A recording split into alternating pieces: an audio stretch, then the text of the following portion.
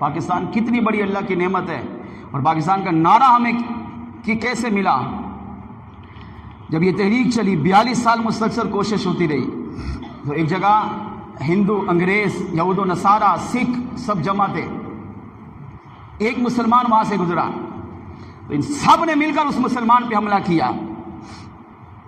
مسلمان کو مارتے تھے، کاٹتے تھے، نازیبا جملہ بکتے تھے، گالیاں دیتے تھے.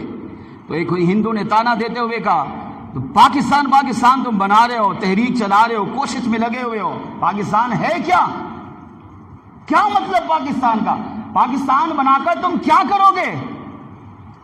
ملک چاہیے تو ہمارے پاس ملک ہندوستان کی صورت میں ہے، مگر تم الگ تحریک بنا کر 42 سال کی مسلسل کوشش کیوں کر رہے ہو؟ پاکستان کیوں بنائی ہے؟ کیا زمین کے لیے؟ زمین تو یہاں بھی ہے. کیا صوبوں کے لیے؟ صوبے تو یہاں بھی ہیں. کیا ملک کے لیے؟ ملک تو ہمارے پاس موجود ہے. کیا قومیت کے لیے چاہیے؟ قومیت تو ہمارے پاس موجود ہے. تو ہندو نے تانا دیتے ہوئے مسلمان سے کہا کیوں بنانا چاہ رہے ہو پاکستان؟ اس نے کہا پاکستان کا مطلب کیا؟ تو مسلمان کی زبان سے بے ساختہ جملہ نکلا، لا الہ الا اللہ محمد الرسول اللہ. وہ سوچتا ہے اس سے پہلے کہ میں کیا جواب دوں اس کو، مگر اس کی زبان سے بے ساختہ ایک دل کی جیسے آواز ہوتی ہے نا، اس نے کہا پاکستان کا مطلب کیا؟ تو مسلمان کی زبان سے بے ساختہ نکلا، لا الہ الا اللہ محمد رسول اللہ. یہ کلمہ پڑھ کر اس نے کیا پیغام دیا کہ پاکستان ہمارے پاس ملک بھی ہے، وطن بھی ہے، قومیں بھی ہیں، زبانیں بھی ایک ہے، زمین بھی ہے، جائیدادیں بھی ہیں، سب کچھ ہے ہمارے پاس. مگر مسلمان نے کلمہ پڑھ کر ساری امت کو یہ پیغام دیا، اور سارے ہندو، غیر مسلم، یہودی، عیسائی، انگریز، سارے کافر، مشرک، بت پرستوں کو حکم دیا ہم پاکستان اس لیے بنا رہے ہیں کہ پاکستان میں لا الہ الا اللہ یعنی ہمارے کریم رب کی عبادت کل عام کی جائے، اور محمد رسول اللہ یعنی مصطفیٰ جان رحمت کی شریعت و طریقت کو مسلمان کھل کر عام کر سکے، بیان کر سکے، عمل کر کے اپنی دنیا قبر و آخرت کو سنوار سکے. وہاں سے چلا گیا. اب یہ زبان سے نکلا نا، دل کی آواز کبھی کبھی ایسی ہوتی ہے جو اللہ کی بارگاہ میں مقبول ہو جاتی ہے. اس کا یہ نعرہ اتنا مقبول ہوا کہ مسلم لیگ جو 42 سال مسلسل کوشش کرتی رہی، ان کی زبانوں پر یہ نعرہ جاری ہو گیا. پاکستان کا مطلب کیا؟ لا الہ الا اللہ. قانون شریعت کیا ہوگا؟ یہ بھی نعرہ لگا ہے، محمد رسول اللہ. دستور ریاست کیا ہوگا؟ محمد رسول اللہ. یہ بھی نعرہ لگا ہے. کہ میرے مرشد شیخ طریقت امیر اہل سنت نے اس کا مطلب یہ لگایا، فرمایا پاکستان کا مطلب کیا؟ لا الہ الا اللہ. کون ہمارے رہنما؟ محمد رسول اللہ. کیونکہ حضور سے بڑھ کر کوئی رہنما ہو ہی نہیں سکتا. آقا جتنے بڑے رہنما، جتنے بڑے لیڈر ہیں، اور آقا علیہ الصلوۃ والسلام جس طرح اپنی امت کو چلا رہے ہیں، اپنی امت پر شفقت، اپنی امت پر کرم نوازیاں، اور بالخصوص ملک پاکستان سے جو حضور کی محبت ہے وہ بے مثال ہے.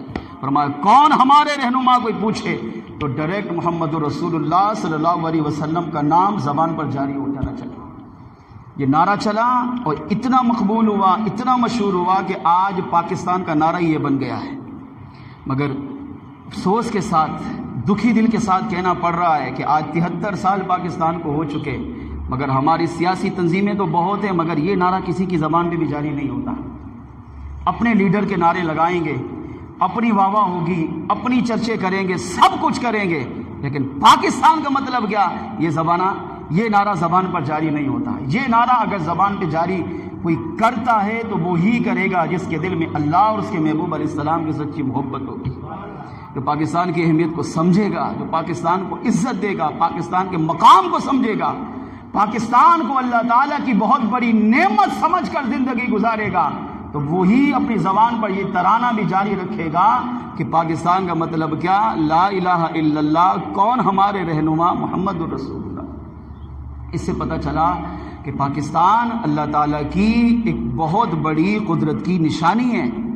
پاکستان وہ ملک ہے جس سے رب بھی پیار کرتا ہے. پاکستان وہ ملک ہے جس سے آقا علیہ الصلوۃ والسلام بھی پیار فرماتے ہیں. پاکستان آقا علیہ الصلوۃ والسلام کی بارگاہ میں کتنا مقبول ہے، اور جب پاکستان بنا تو میرے آقا علیہ الصلوۃ والسلام نے کتنی شفقت فرمائی. اس بات سے اس روایت سے اس بات کو سمجھیے. جب یہ 1905 میں مسلم لیگ بنی اور 1947 میں پاکستان آزاد ہوا تو 42 سال کی مسلسل کوشش چلتی رہی. اس میں قائد اعظم محمد علی جناح، ڈاکٹر علامہ اقبال، 500 سنی علماء شامل، جبکہ مخالفین میں ہندو، عیسائی، سکھ، یہودی اور انگریز. اور ان کا مقصد کیا تھا؟ مقصد ان کا مسلمان کو غلام بنانا. غلامی اور آزادی کا فرق میں پہلے بیان کر چکا. مسلمان کو غلام بنا رہے تھے. کیوں پاکستان بنایا؟ کیونکہ اس وقت امن نہیں تھا.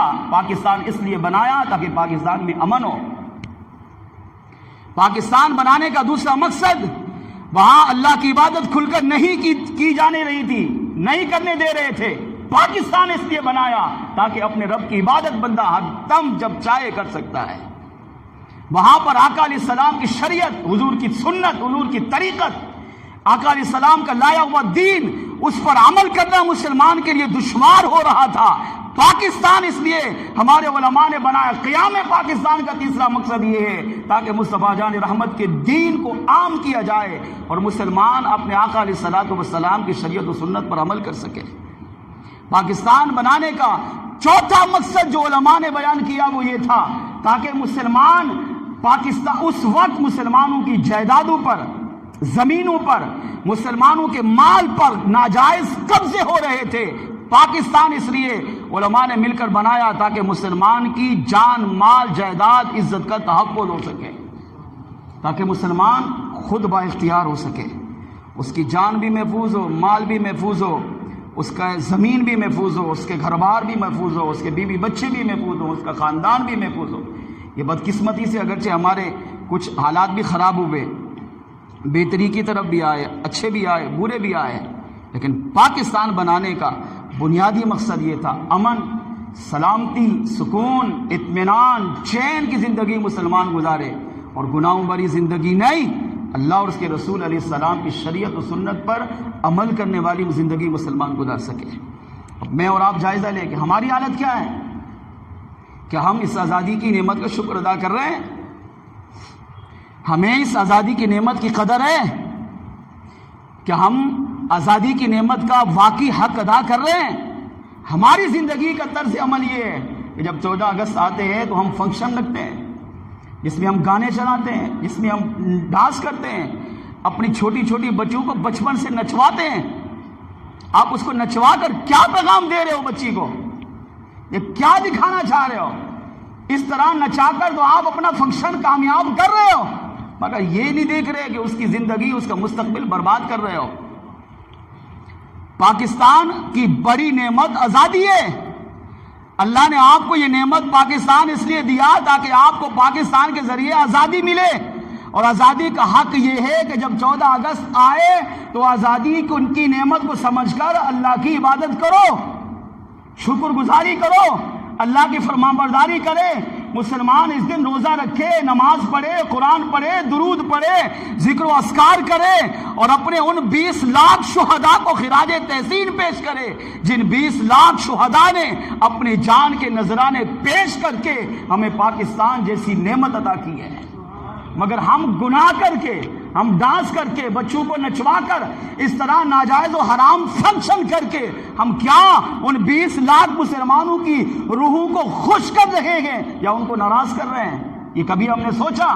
ہم نے مرنا ہے، ہمیں قیامت کے دن ان 20 لاکھ مسلمانوں کے سامنے پیش ہونا ہے. اگر انہوں نے ہم سے پوچھا کہ ہم نے تو اپنی جان، اپنا مال، اپنا تن من دھن سب کچھ لٹا کر اپنی جانوں کے نذرانے، اپنی اولاد، اپنے بیوی بچوں کے جانوں کے نذرانے پیش کر کے تمہیں پاکستان جیسی نعمت عطا کی تھی، مگر تم جب 14 اگست آتی تم نے پاکستان کا کون سا حق ادا کیا ہے؟ کہ 14 اگست کو تم نے کبھی ہمیں یاد کیا کہ ہمارے لیے کبھی دعائیں کی، ہمیں اصالِ ثواب کیا، ہمارے لیے کبھی اللہ کی بارگاہ میں ہاتھ اٹھا کر دعا مانگی؟ اگر قیامت کے دن انہوں نے ہماری گریبان پہ ہاتھ رکھ کے پوچھا، ہمارے پاس کیا جواب ہوگا؟